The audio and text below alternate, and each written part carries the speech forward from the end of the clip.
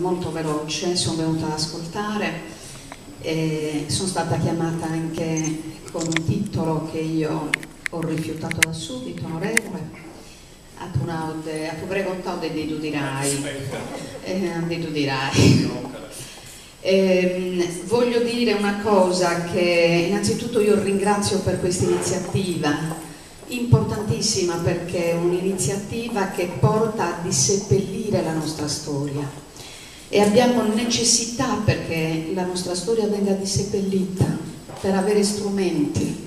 Ci hanno seppellito storicamente per renderci deboli, fragili. In tutti i processi coloniali, l'ho detto in qualche altra volta, in tutti i processi coloniali, per dominare meglio un popolo, ci debiti interrai. Tagliano la lingua e questi tentativi ancora oggi usano i vecchi metodi soliti, tagliare la lingua per indebolirci, ma non solo, ci stanno togliendo il respiro. Allora la necessità di disseppellire la storia è per restituirci degli strumenti che ci consentano di uscire da questo stato sopporoso cui il popolo sardo è condannato. Dobbiamo capire bene quali sono gli strumenti che usano, quindi a partire dalla lingua, ad Acabailus Abregungia, il senso di vergogna che ci hanno inculcato e che è un altro strumento per annientarci ancora di più, sino ad arrivare ad altri meccanismi di cui spesso si è vittima ancora oggi in tutti i processi politici, che è quello del cannibalismo, farci divorare fra di noi.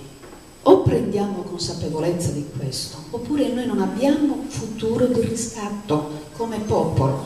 Abbiamo necessità di esistere come popolo sardo, di esistere e di affrancarci in quanto tale, non perché dobbiamo seguire targhe o seguire chissà quali slogan.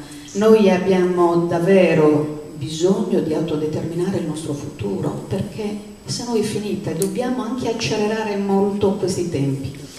Per cui io ho conosciuto, questo lo voglio dire, di recente in un'assemblea a Porto Torres un generale cadetto che è un familiare di uno dei patriotti di Parabanda, e lui piangeva mentre ricordava la sua storia familiare, per cui ho pensato davvero quanto è importante andare a disseppellire la nostra storia. Quindi questo è compito nostro, è compito di queste grandissime iniziative dei nostri intellettuali, a cui io davvero dico grazie.